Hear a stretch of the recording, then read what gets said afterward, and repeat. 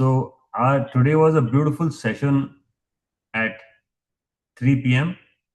where we read the reflections for the month.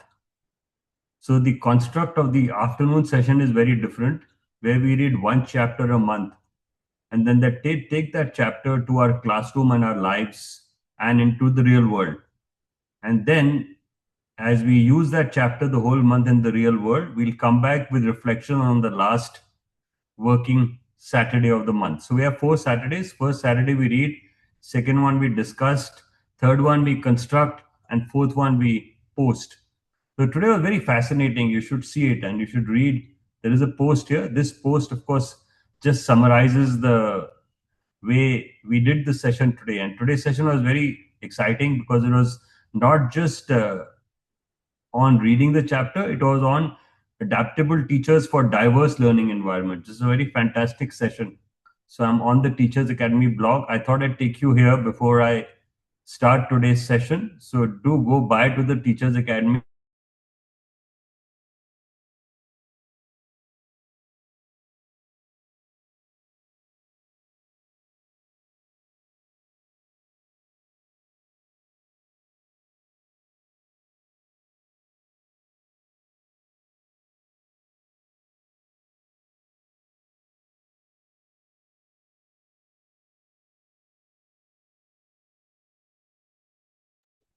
I think sir is not audible.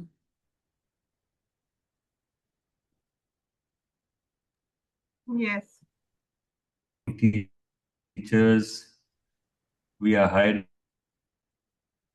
Sandeep sir, you are not audible to us in between. Yeah, it'll get okay. I have some challenges with broadband these days. So here I am on the session. It should settle down. They are working on the broadband. I'm sure it's better now, Gurdeep. Yes, sir. Yeah. So I will share screen once again because that's what must have got lost. So I'll share the Teachers Academy blog. We were talking of respect as a teaching foundation. So a little summary of the last masterclass. Some of us were not here. It was a masterclass on respect in education, emphasizing its role in fostering interpersonal relationships. That's where the book is. We stress the need for teachers to respect students unconditionally without imposing their own values. I give an analogy of a flower bed and diverse students, and that's how the whole story worked. So there were interesting experiences and stories which we shared in the masterclass. You can play the video if you have not caught up. And as we go today, we will start sharing the tab. So we have added the bookmark a little while back on WhatsApp. This is the correct bookmark. If we had the same kind of heart and life.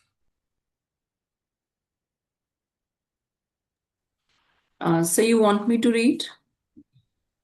Would you like to? Yes. Please do. So you may have forgotten it, but I remember it well. 3 years ago, you made an assertion that went something like this. We do not live in an objective world, but in a subjective world that we have given meaning to. The issue that we must focus on is not how the world is, but how we see the world. And also, we cannot escape our subjectivity. Yes, that's right. Then, tell me this. How is it possible that we, who cannot escape subjectivity,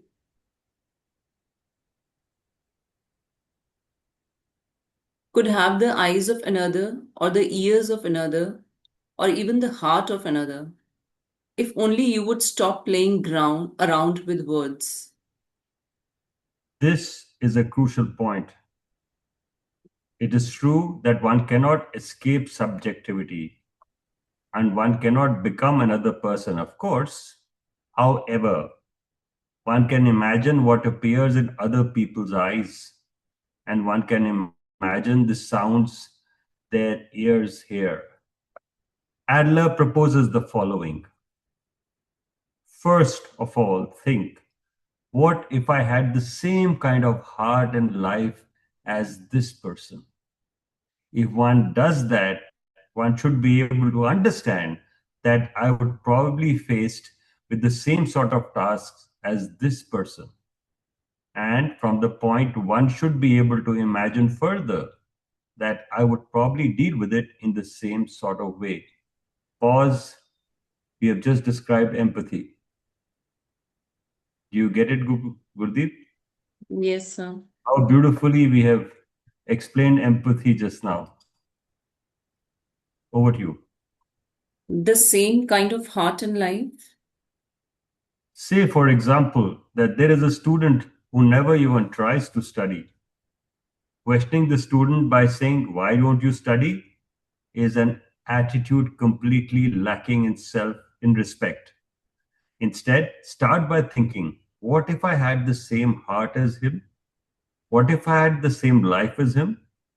In other words, one thinks, what if it would be like if one were the same age as the student, lived in the same household, and had the same friends, and had the same interests and concerns? If one does so, one should then be able to imagine what sort of attitude that self would adopt upon being faced with the task of one's studies, or why that self would refuse to study. Do you know what this sort of attitude is called? I'll pause again. This reminds me of the book we are reading in the afternoon on Saturday, Wanted Backbencher, Last Ranker Teacher.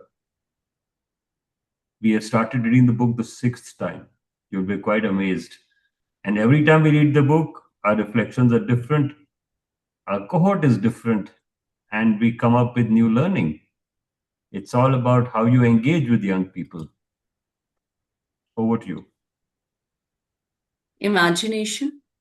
No, this is what we call empathy. Empathy? That's what you call thinking about what it would be like to have the same kind of heart and the same kind of life. Yes, what is generally thought of as empathy, that is to say, agreeing with another person's opinion and sharing their feelings, is just sympathy, not empathy. Empathy is a skill, an attitude that one has when walking side by side with another. A skill? Empathy is a skill? That's right. And since it is a skill, it is something that you too can attain. Oh, well, isn't this interesting? Okay, then, I want you to explain it as a skill. How can one know the other person's heart and life, or whatever you call it anyway? By doing counseling for each person one by one. Ah, there is no way you could learn such things. That's exactly why one has concern for other people's concern. One must not just observe from a distance, one must dive in oneself. You are just standing in a high place without ever diving in the making remarks such as, there is no way to do this, or there's such a barrier. There is no respect in that, and no empathy either. No way. You are wrong. That's totally wrong. What is wrong about it?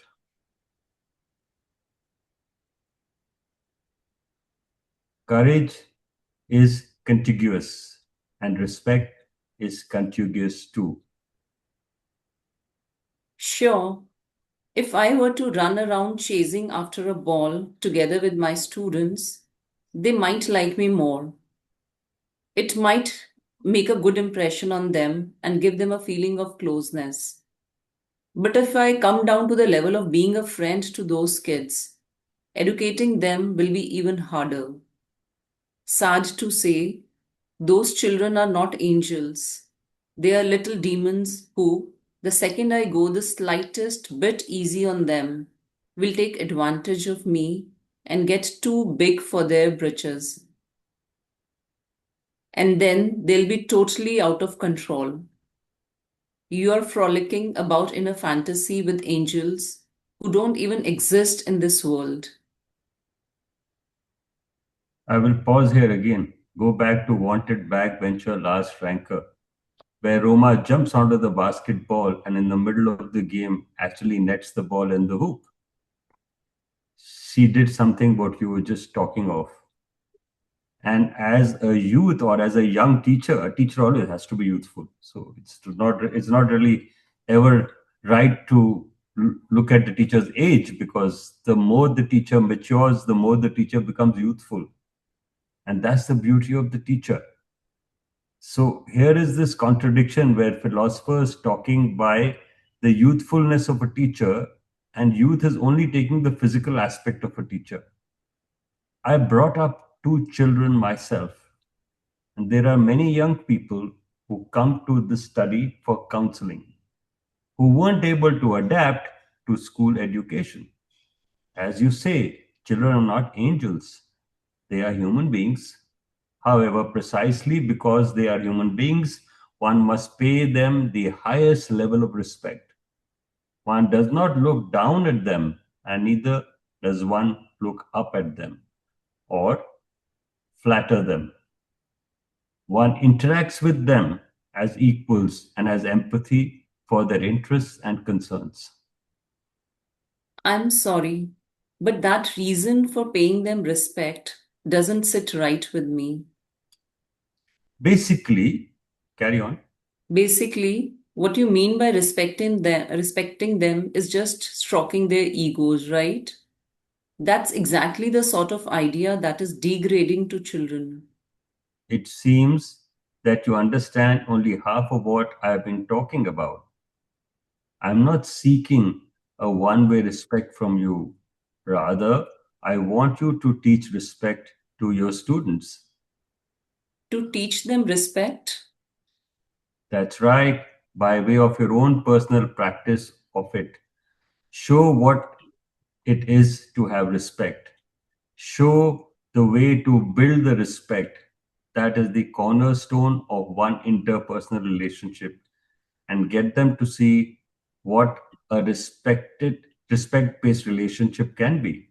As Adler tells us, cowardice is contagious and courage is contagious too. Naturally, respect also becomes contagious. courage and respect are contagious. Yes, it begins with you. Even if there is no one who understands or supports you, first you must carry the torch and show courage and show respect. Your torch will brighten only a few meters around you at most. It might seem like you are on a lonesome night road, all on your own, but the light will reach the eyes of someone hundreds of meters away. They will know then that a person is there, a light is there, and a path is there. If they go to it, eventually dozens and then hundreds of lights will gather around you, lights radiating by dozens and hundreds of your comrades. What kind of allegory is that? I'm guessing what you are saying is this: the role that we educators are assigned is to respect the children, show them what respect is, and get them to learn respect. Have I got that right? Yes, that's where the first step lies, not only in education, but in all manner of interpersonal relationships. No way. I don't care how many children you have raised or how many people you have given counseling to here. Because you're a philosopher who has been shut up in his study. You don't know a thing about society or school in the real modern day world. Look, what people want from school education and what people want in capitalist society is not this stuff about personal character or some obscure human knowledge or whatever. Parents and guardians and society are looking for real results. And if you're talking about the place where education happens, then the thing we are looking for is scholastic improvement. Yes, I suppose so. no matter how much their students might like them. Educators who don't raise scholastic achievement will be branded as unfit to be teachers. It sounds just like a money losing venture made up of a group of friends. And on the other hand, the educator who contributes to scholastic improvement with all his students completely under his thumb will be showered with acclaim. But we haven't even got to the main issue yet. Even the students who have been thoroughly and continuously rebuked will later say, "Thank you very much for coaching me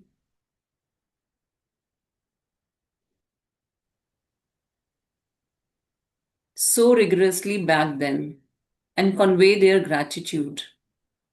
They recognize that it is because of strict treatment that they kept up their studies, and that my strictness was really a loving whip, as it were, and they go so far as to thank me.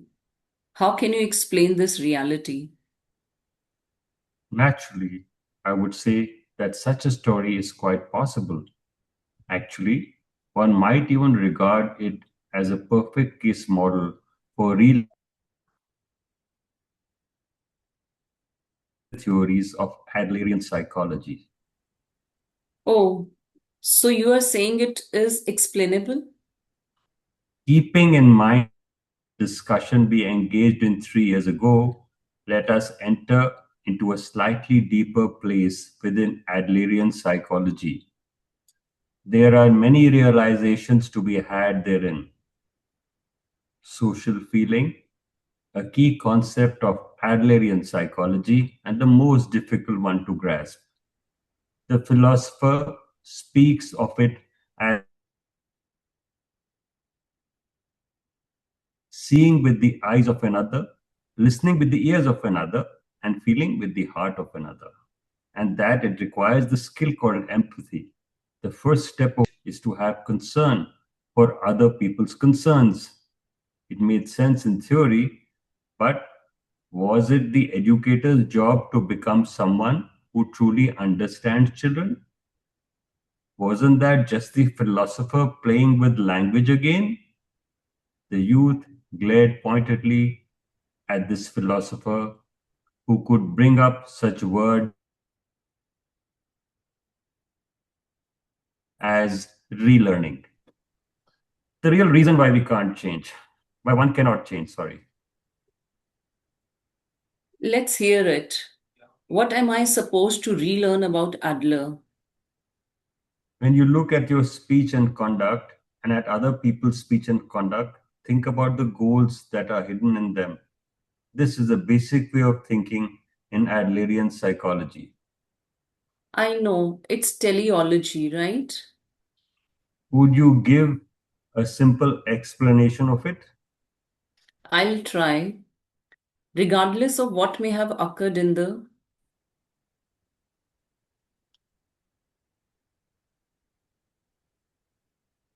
past, nothing is determined by it. It does not matter if there are past traumas either, because human beings are not driven by past causes but live according to the present goals. Suppose, for example, the person who says, "My home environment was bad and that's why I have a dark personality." This is a life lie. The truth is that person first has the goal of, "I don't want to get hurt by getting involved with other people." And in order to realize that goal, they choose a dark personality that doesn't get involved with anyone. Then, as an excuse for having themselves chosen such a personality, they bring up their past home environment. It's something like that, right? Yes, please continue.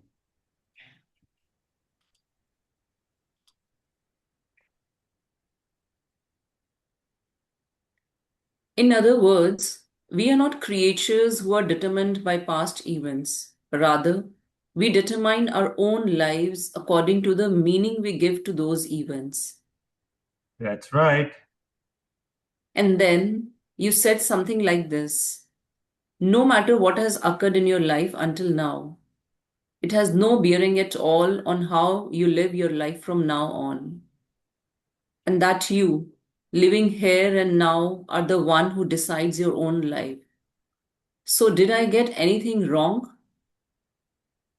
Thank you, no. You did not get anything wrong. We humans are not so fragile as to simply be at the mercy of past traumas. Adler's ideas are based on the strong belief in human dignity and human potential, that human beings can determine themselves at any time. Yes, I know that. It's just that I cannot get past the strength of the causes. It's hard to speak of everything as just being goals. Because, for example, even if I had the goal of not wanting to be involved with other people, there would have to be causes somewhere that gave rise to those goals. To me, that teleology is not an almighty truth, even if it is a revolutionary viewpoint. Pause, the other word with teleology is etiology. Just a reminder to people, etiology is when you look at yesterday for learning, and teleology is when you look at the future for learning. And matter of fact, both don't exist. Reading on, philosopher. That is fine. Something might change through this dialogue here tonight, and something might not, because that is for you to decide, and I will not force you. Now, please hear this one way of thinking. We are beings who are capable of determining ourselves at any time. We are beings who can choose new selves. Yet it is not so easy to change oneself. One might have to have a strong wish to change, but be unable to. Why is this? Can you tell me your opinion? Because one doesn't really want to change. That sums it up. And this is also connected to the question, what is change? If we go out on a limb and use an extreme expression, carrying out change is death itself. Death itself? Suppose, for example, that you are in distress over your life right now. Let's say that you are wishing you could change yourself. But changing yourself means giving up on yourself until now, denying yourself until now, and never again showing the face of yourself until now, as if you were sending it to its grave, in effect. Because once you have done that, you will be reborn as your new self at last. Now, regardless of how dissatisfied you may be with your current situation, can you choose death? Can you throw yourself into the bottomless darkness? This is not such an easy thing to talk about. That is why people do not try to change and why they want to feel okay with things as they are, no matter how tough life gets. And they end up living in search of, okay, as I am, ingredients in order to affirm their current situation. Hmm. So when a person is actively trying to affirm myself now, what kind of tone do you think it will give to that person's past?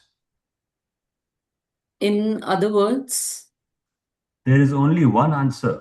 In short, it would be to sum up that their past is saying, I have been through a lot, but I'm not fine with it. in order to affirm now, one also affirms that the past that was unhappy. Yes, the people you mentioned earlier who convey their gratitude by saying, thank you very much for rebuking me so harshly back then. They are all actively trying to affirm myself now. As a result, their past turns into good memories. They're not going to recognize their authoritarian education with only these words of gratitude they convey to you. Since they want to feel I'm fine with this, their past turns into good memories. It's intriguing.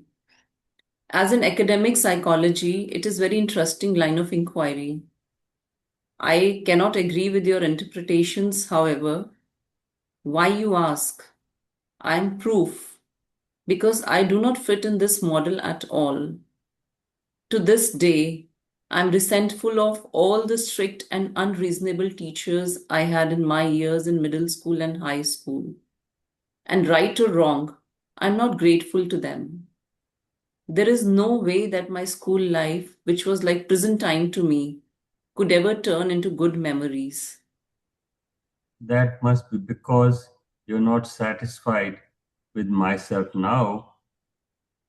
What did you say? To put it more bluntly, in order to justify a myself now that is far from ideal, you are painting your entire past with the same shade of gray. You're trying to think of it as the school's fault or because the teacher was there. And then you're trying to live in possibility. If it had been the ideal school and I had met the ideal teacher, I never would have ended up this way. That's way beyond rude. What grounds do you have to make such assumptions? Can you really say for sure that I'm making assumptions? Because the question is not whether something happened in the past, but what meaning myself now gives to the past. Retract that. What do you know about me? Look, in our world, the past in the real sense of the word does not exist. It is just painted in the endless array of colors of now, each with its own interpretations. In this world, the past does not exist. That's right. The past is not something that cannot be regained. Rather, it simply and purely does not exist. Until one takes it that far, one cannot get any closer to the essence of teleology. Ah, this is exasperating. You make assumptions, and next you say the past does not exist. You're tossing out whole filled falsehoods left and right. And then you're trying to blow smoke. I'm going to have fun dredging the muck out of all those holes and throwing it right back at you.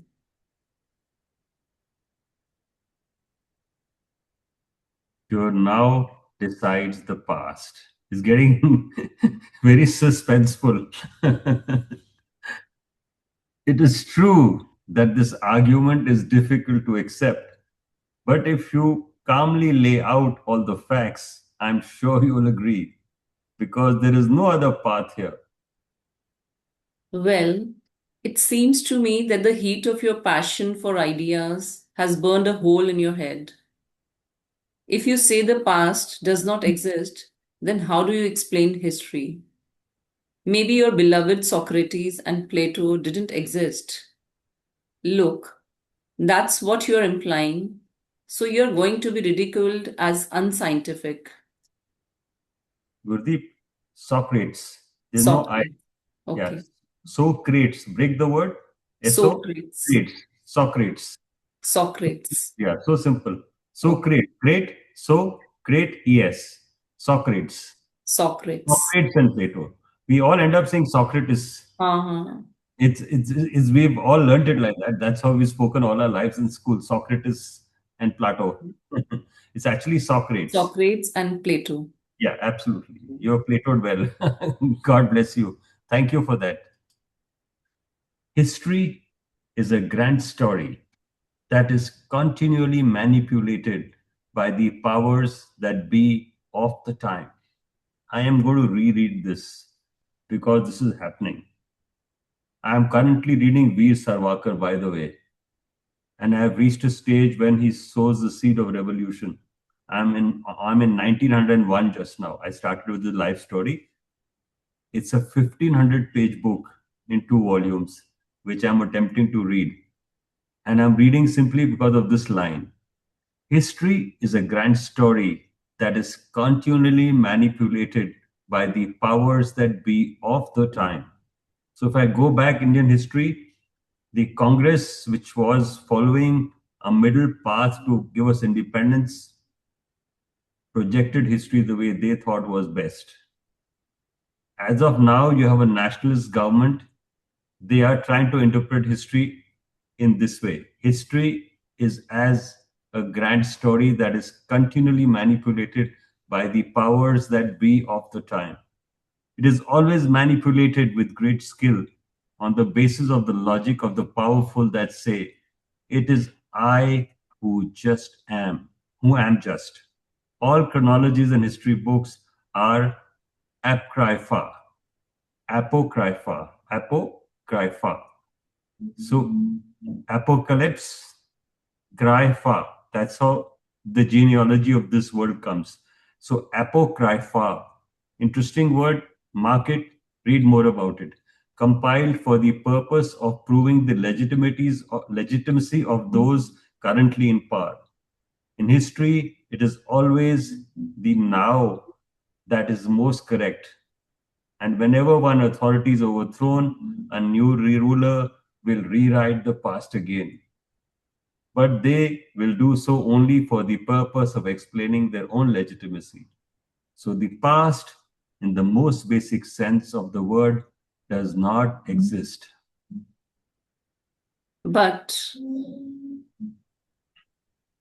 I'm just making some effort to copy this, and I find it interesting to mark it, and I'm going to mark it and I'm going to leave it inside your WhatsApp. I think this is very interesting and very, very relevant to the current times.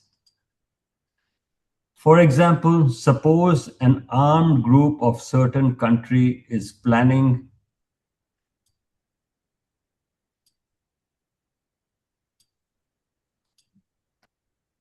a coup d'etat. Coup d'etat.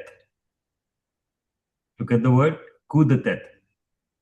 If they are suppressed and the attempt ends in failure, they will be defamed in the history books as traitors. On the other hand, if a coup d'etat succeeds and the government is overthrown, their names will be remembered in history as heroes who took a stand against tyranny.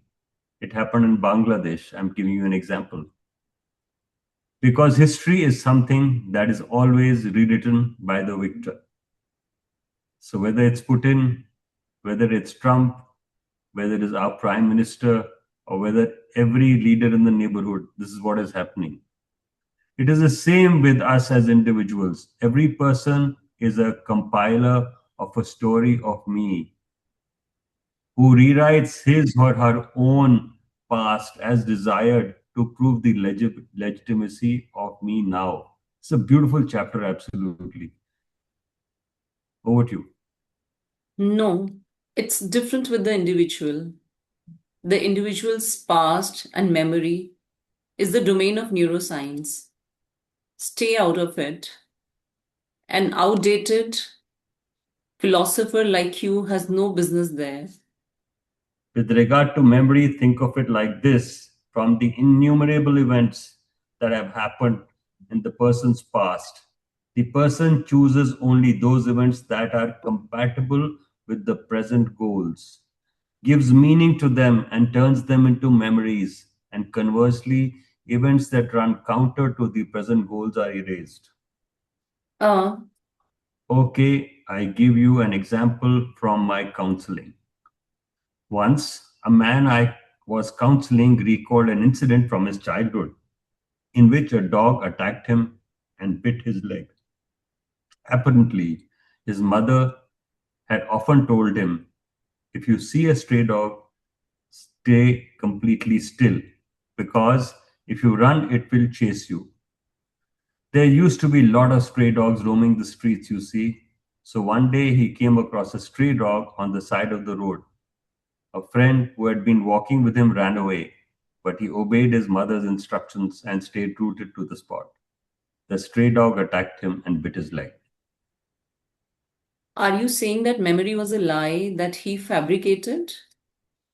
It is not a lie. It is probably true that he was bitten. There had to be a continuation to that episode, however. Through several sessions of counseling, the continuation of the story came back to him. While he was crouching down in pain after getting bitten by the dog, a man who happened to be riding on a bicycle stopped, helped him get up, and took him straight to the hospital. In the early stage of counseling, his lifestyle or worldview had been that the world is a perilous place and people are my enemies. To this man, the memory of having bitten by a dog was an event signifying that this world is a place full of danger. However, once he had begun little by little to be able to think, the world is a safe place and people are my comrades, episodes that supported that way of thinking started coming back to him. Hmm. Was one bitten by a dog or was one helped by another? The reason Adlerian psychology is considered a psychology of use is this aspect of being able to choose one's own life. The past does not decide now. It is your now that decides your past. God bless you, that bad person and poor me. Let's take a break.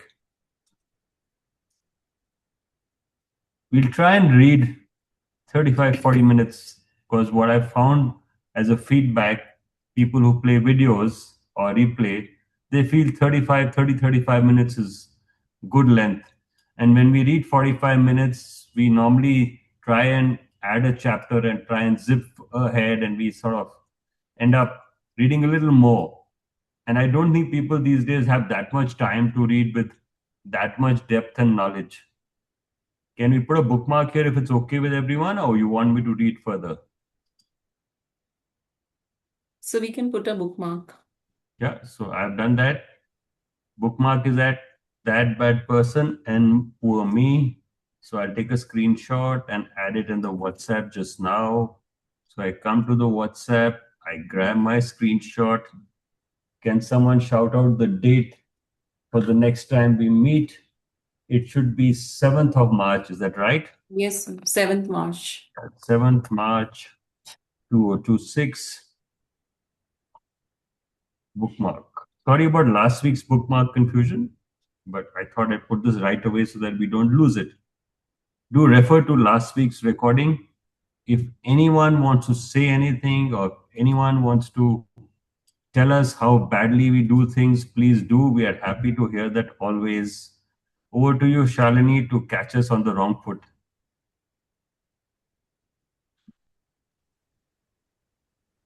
Sir, I would just like to want you to elaborate on the last line. The past does not decide now. It's your now that decides the past.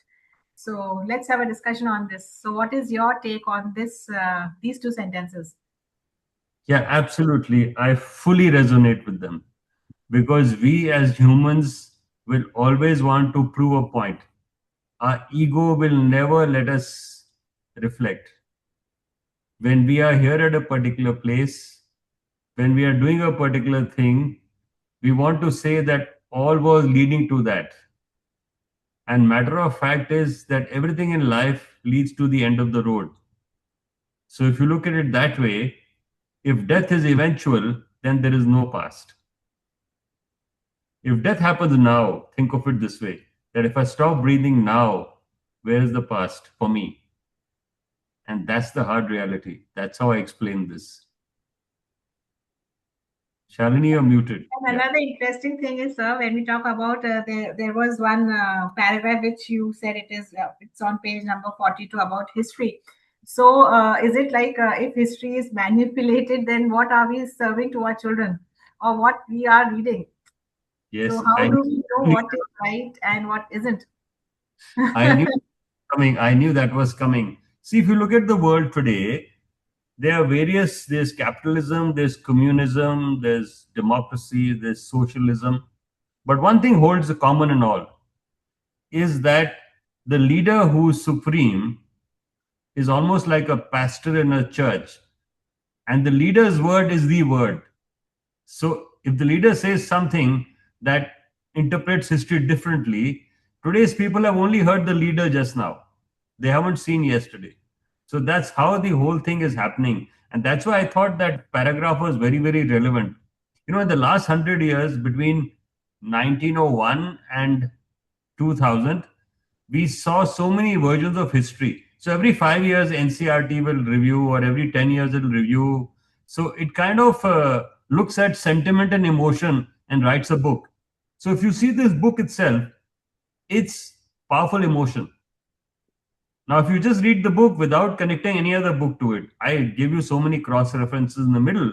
If you just read this book as it is and don't connect it to any other book, it only tells you that what I'm telling you just now is right. Everything else is wrong. So that's how the world goes, and you can't really help it. And the reason behind that is the person who goes on top of the pyramid forgets that he or she was sometime at the bottom of the pyramid. And that's how history is rewritten and recast. The leadership dictates history. It's the truth. I mean, the communists have their own history, the socialists have their own history, the Americans have their own history books. We don't read the history books written in America and India. Why don't we? That'll answer all your questions. Rightly Mr. said. Sorry. Rightly said, sir. And another thing I have felt that the philosopher and the conversation which the philosopher and the youth they have it. So I find at times the philosopher, when he talks about history, he deviates from the actual question of youth.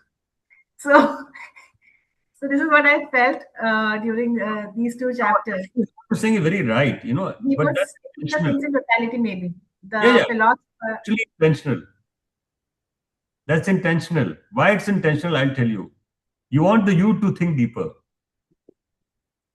So that's how a teacher works. So teacher will portray that even if the teacher doesn't have the answer, teacher will make you find one. That's how a philosopher is, or that's how your teacher is. And then when you find an answer, then the teacher will say, okay, yeah, that's right. So it's the way it's the way you put things together. Let's see what Dinah has to say. Dinah, anything you want to say?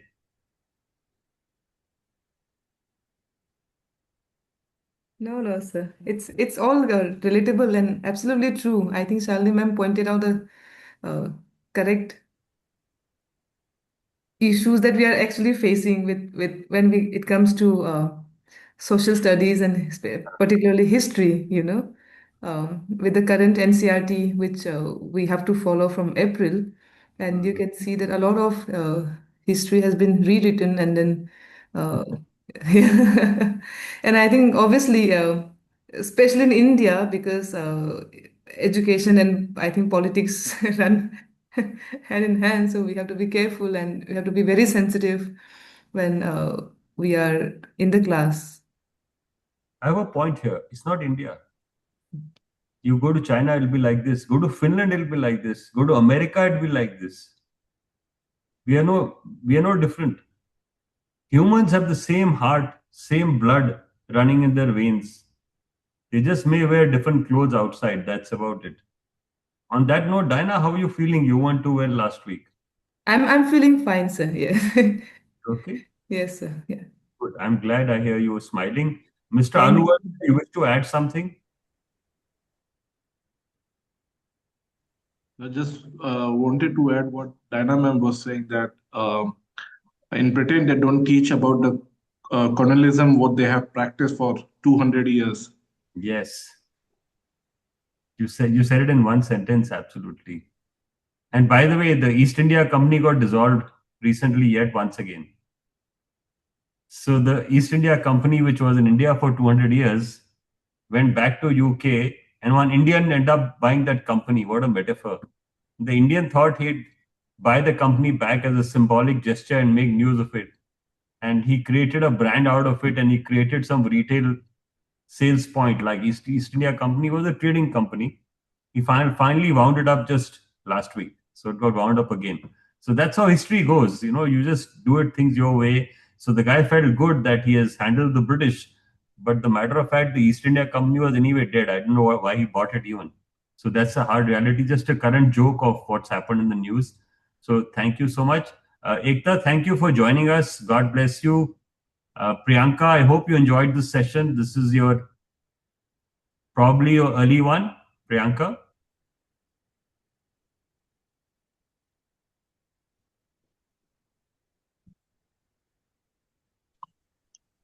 Joyful evening, sir.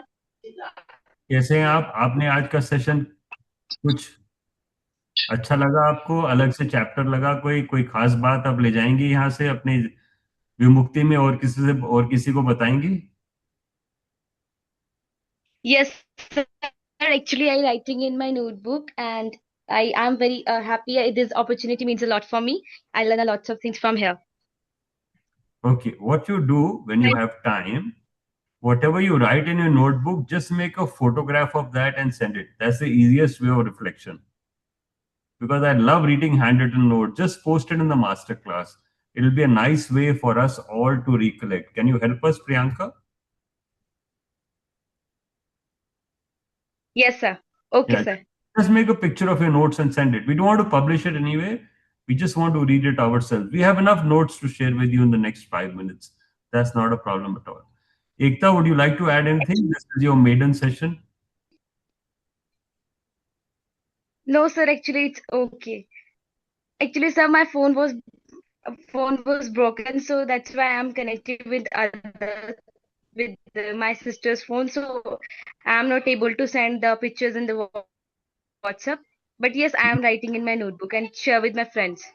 Yeah, please do. Please do.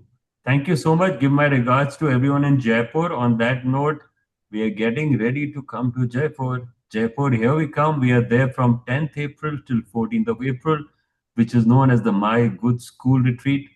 The program is sorted out. There are 43 people who are participating. Thank you, Dinah, for finding us 3 beautiful children and a teacher to join us. So there will be Thank you, 43. sir. In addition to that, about 60 odd children from Mayoor School will participate. So our retreat will be the usual 100 people. And we are looking forward to the Jaipur visit. I'm sorry I can't take everyone along, neither can I invite everyone because we are determined by the number of beds the school gives us. The school gave us 40 beds. And when we get those beds, we say half our beds are for special projects. So which means 20 beds gone. We could only offer 20 beds to schools. And 6 schools came in first come, first serve. So that's how the retreat got filled up in 3 days of call. So thank you so much. Have a great week. It's always wonderful to be at the masterclass. We will see you in a rather holy tone after Holi. Sir, So, yes. sorry for the last session because my network is Yes. I was not able to give that answer, but I have a thing to say about today's session. Sure. So, like, since everything is contagious, I want to spread positive things to everyone. That's fantastic. I Yes. think this is the most beautiful message. If it is contagious, and if I say positive things, my dear Vishaka, the world will change. You should be Prime Minister of India. That's exactly. You see how the Prime Minister is positive in whatever he speaks. Let's not get into politics. He's very positive, and whenever he goes, wherever he goes, he's the most followed leader in the world today. By the way, I know there are a large number of Indians, but the whole world follows him. The other world leaders follow him. He perhaps has maximum world leaders following him also. So that's how contagious this feel good and positivity can happen. And yes, if you see today, we have the technology and a media to spread the good word. पहले सत्संग होता था, उसमें 10-20 लोग घर में आते थे. अब जब सत्संग होता है 10-20 लोग, तो छोड़िए 10-20 लाख सुन लेते हैं उसको ऑनलाइन. तो ये जो आपने जो बहुत अच्छा बोला विशाखा, ये जो कंटेजियस वाला वर्ड आपने लिया, कंटेजियस वाला वर्ड ऐसे भी इस्तेमाल होता है कि ये इन्फेक्शन कंटेजियस है, और आपने इसको बहुत अच्छे तरीके से यूज किया कि पॉजिटिविटी को सब स्प्रेड करोगे. Positivity is contagious. Thank you. Courage is contagious and keep that courage alive. Thank you so much. Have a beautiful evening. Bye bye and enjoy yourself. Thank you, sir. Thank you, sir. Thank you all. See you next. Thank you. Thank you.